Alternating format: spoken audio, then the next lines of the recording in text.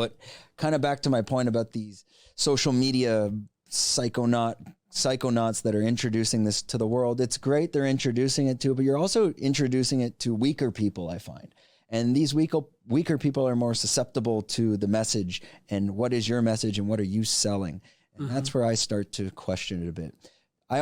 Terrence McKenna always said something very interesting about psychedelics and especially mushrooms. He's like, well, mushrooms you can take and you can connect to your air conditioner if you want. Like, and that becomes very powerful. And for someone like myself, you're the purpose of why are you taking psilocybin? What was my purpose? It was always, I would get into a negative mind loop in my daily routine. It could be something so simple as, don't order the pizza on Friday. Don't drink maybe a couple beers 10 beers, whatever, on the weekend. Let's get out of that. Let's not do that this week. Or Monday, you're going to the gym. You might say Monday, you're going to the gym for 6 months and never do it. What I found psilocybin did for me is I could tell when I got into those negative mind loops.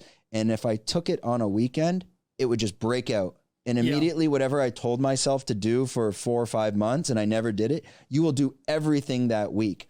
However, and I tell people this, if you don't answer that message on the Monday, you won't do it either. Yeah. So you have to immediately take that message and go do that as well.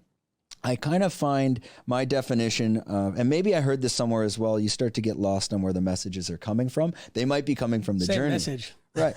And I kind of look at it, my analogy is psilocybin is the way that it's communicating with the neurons in your mind.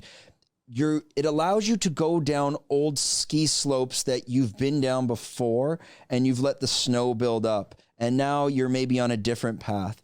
And for me, it blasts open that ski slope and then things click and you go down and you're like, okay, wait, I've been here and I get it. And that's kind of what that message was for me personally. I don't know if that resonates.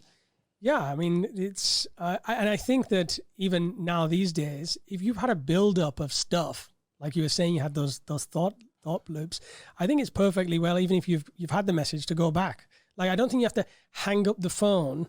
I think Alan Watts, who said that, I think he was actually quite fearful of entheogens. This is just my personal view later in his life, because obviously Alan was an alcoholic and he drank all the time. And I think that hang up the phone was just a nice, it definitely has credit, but I think that don't be afraid to pick it up again.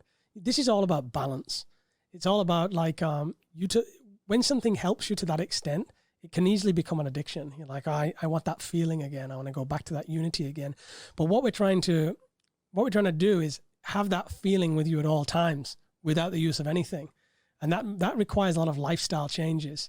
Like if you're going to drink, you're not going to get that feeling because it steals that feeling from you of unity and bliss. So you have to make a choice in life, what you're going to do to bring yourself into that. You can hear the phone ringing as well. Meaning for me, I'll question it sometimes. Like, am I in that negative mind loop? Am I going to the gym? Well, no, you just went. You did it. And then I'll ask myself, should I do psilocybin? If you even need to ask yourself that, you probably don't. Like it will tell you, hey, maybe you should go try this now. It's time. Yeah. If you enjoyed this content, we're doing 5 clips like this a week. If you want to watch the full podcast, click here.